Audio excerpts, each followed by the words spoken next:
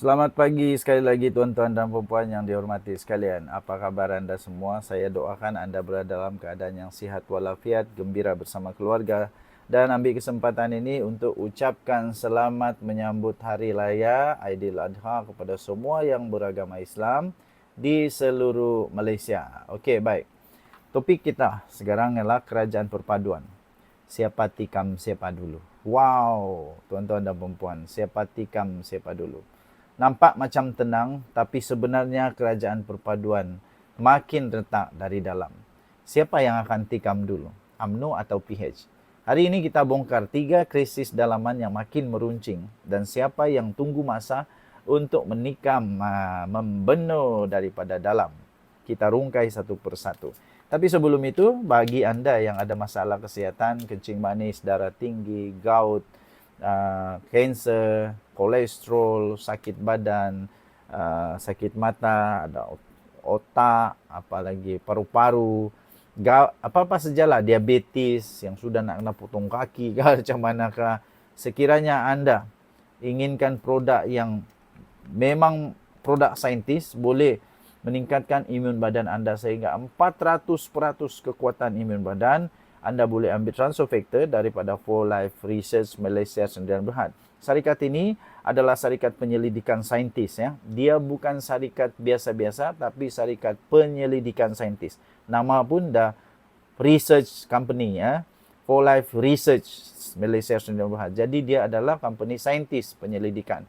Produk ini boleh meningkatkan imun badan anda sehingga anda secara natural boleh sembuh daripada penyakit tanpa sebarang side effect. Bagi anda yang memang sudah terdesak, lama sudah makan ubat daripada hospital, sudah bosan, anda boleh cuba ini untuk bekerja bersama-sama dengan ubat hospital dan akhirnya anda boleh sembuh kerana imun badan anda yang kuat. Okey, bukan kerana transfer factor, bukan kerana ubat, tapi imun badan anda lah yang menyembuhkan anda. Bagi anda yang berminat, telefon saya segera. Saya berikan anda harga yang cukup promosi sekarang. Baik, tuan-tuan dan puan-puan. Seperti yang saya kata tadi, nampak macam tenang tapi sebenarnya ada retak di dalam. Nombor 1, tuan-tuan. Ini tanda-tanda perpecahan yang terjadi. Nombor 1, UMNO tak puas hati dengan agihan kuasa dan projek. Akar undi marah.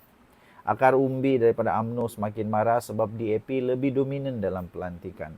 Isu pelantikan politik di JLC dan kementerian juga jadi isu dalaman. Nombor 2, DAP melawan UMNO. Lawan yang senyap-senyap. Kedua-dua parti ini tidak pernah serasi. Dari dulu lawan, sekarang tidur sebantal. Macam mana mau serasi 100%? Tidak mungkin. Setiap kali DAP keluarkan kenyataan Malaysia Madani, adalah suara dalam UMNO yang terasa dipinggirkan. Nombor 3, PKR makin lemah dan Rafizi pula senyap. Kurang suara tegas membela rakyat sama dengan rakyat marah. Sama dengan UMNO salahkan Pakatan Harapan. Nah, itulah implikasi dia. Jadi siapa yang paling berisiko untuk menikam duluan? Mari kita lihat analisis ini. Nombor 1, UMNO. Semakin banyak suara akar umbi mahu keluar dari kerajaan. Akmal Saleh, Ketua Pemuda UMNO, semakin kritik dengan keras dasar Pakatan Harapan baru-baru ini. Zahid pula masih bertahan sebab jawatan timbalan Perdana Menteri, tapi tekanan kepada beliau semakin kuat. Itu nombor 1, UMNO. Nombor 2, PKR, Pakatan Harapan. Anwar nak jaga semua pihak, tapi keputusan terlalu lembut. Ada pemimpin PKR sendiri tak puas hati dengan DAP dan UMNO. PH risau jika UMNO berunding secara senyap dengan Perikatan Nasional. Jadi di antara UMNO nombor 1 tadi dengan PKR nombor 2 tadi, siapa yang akan duluan tikam? Apa jadi kalau meletup? Kalau salah satu parti keluar, kerajaan tumbang. Kalau satu parti keluar, PRU boleh mengejut. Kalau satu parti keluar, Perikatan Nasional boleh ambil alih dengan gabungan majoriti. Kalaulah salah satu parti keluar, Sabah dan Sarawak jadi penentu kuasa.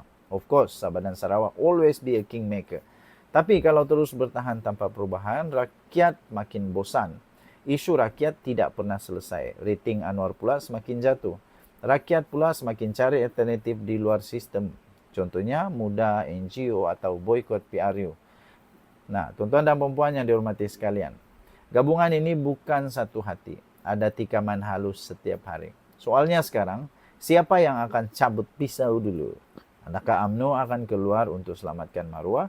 Atau Pakatan Harapan akan singkirkan mereka untuk jaga image? Komen pendapat Anda. Siapa yang sebenarnya berisiko khianat dulu? Jangan lupa like, share, subscribe untuk kupasan politik yang jujur dan bebas. Kita jumpa dalam video seterusnya. Bye-bye. Salam sejahtera, sekali lagi selamat pagi tuan-tuan dan puan-puan. Baru sebentar tadi ada satu video yang saya telah ulas, yaitu siapa calon Perdana Menteri yang seterusnya selepas Datuk Seri Anwar Ibrahim. Salah satu nama yang saya sebut adalah Tok Mas Hassan. Tok Mat Hassan atau nama sebenarnya Datuk Seri Muhammad Hassan. Okey, baik. Secara teori politik dan perlembagaan, bolehkah dia jadi Perdana Menteri menggantikan Datuk Seri Anwar Ibrahim? Ini satu soalan yang sangat menarik, iaitu bolehkah Tok Mat Hassan, Datuk Seri Muhammad Hassan daripada UMNO menjadi Perdana Menteri Malaysia. Nah, secara teori, boleh atau tidak? Sebelum saya teruskan, anda boleh komen. Anda setuju atau tidak? Boleh atau tidak? Bagaimana pendapat anda? Tapi sebelum itu, saya ingin perkenalkan satu produk, nama dia Transofactor. Bagi anda yang ada masalah gout, kencing manis, darah tinggi, sakit buah pinggang, sakit hati, sakit perut, ada kanser usus, kanser otak, apa jenis kanser sekalipun, apa jenis 3 serangkai sekalipun penyakit anda, lemah tubuh badan, kekurangan tenaga, sakit batin, susah untuk dapatkan anak atau anak-anak yang lembab, yang susah untuk belajar, ambillah produk ini kerana produk ini produk saintis. Produk saintis yang susah untuk susah untuk anda dapatlah, susah untuk anda dapat kerana dia produk saintis. Anda tidak akan jumpa ini di tepi jalan, penjual-penjual di tepi jalan, di kedai runcit kah, di farmasi kah, tak ada. Ini hanya ada di For Life Malaysia Sdn Bhd, iaitu satu syarikat penyelidikan, syarikat saintis yang menyelidik Transofactor boleh meningkatkan 400% kekuatan imun badan untuk membantu badan kita sembuh secara semula jadi. Telah dibuktikan masuk di dalam Physician Desk Reference PDR, buku reference para doktor dan saintis di seluruh dunia. Apa tunggu lagi? Bagi anda yang serius mau sembuh atau ingin buat bisnes atau apapun yang tujuan anda boleh hubungi saya sekarang di nombor telefon yang tertera. Baik, kita teruskan. Siapa Tok Mat Hassan? Secara teorinya, boleh. Dia boleh jadi Perdana Menteri secara teori. Siapa Tok Mat Hassan? Beliau adalah timbalan Presiden UMNO sekarang. Beliau juga pernah menjadi bekas Menteri Besar Negeri Sembilan dari tahun 2004 hingga 2018. Sekarang beliau memegang jawatan dengan portfolio Menteri Luar Negeri.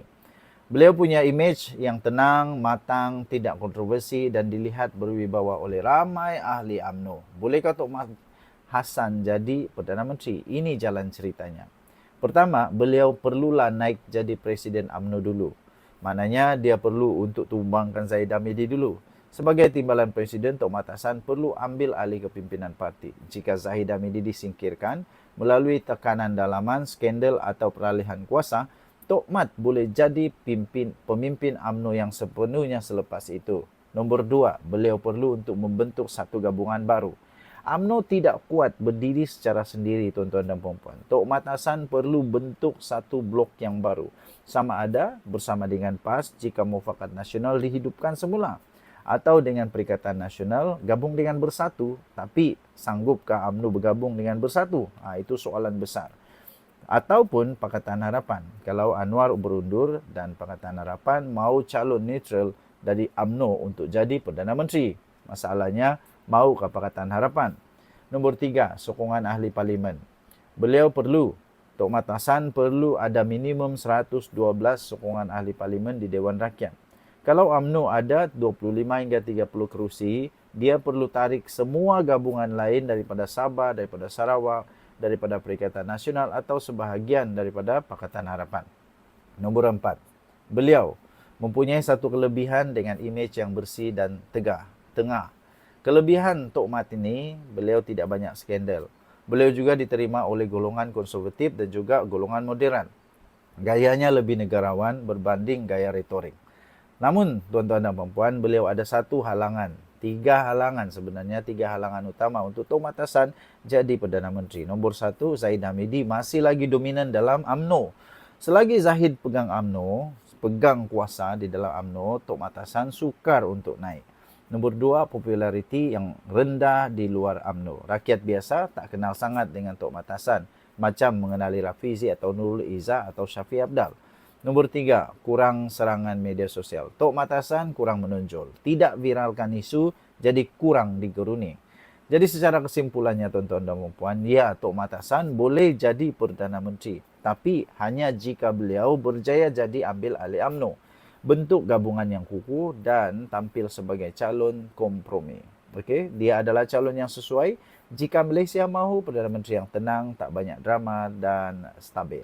Kalau tuan-tuan dan puan-puan setuju dengan ini, anda katakan setuju. Kalau tidak, anda boleh tinggalkan komen. Jangan lupa tekan like, share video ini kepada kawan-kawan. Dan pastikan anda terus bersama dalam channel ini untuk mendapatkan analisis politik yang bebas lagi. Bye-bye.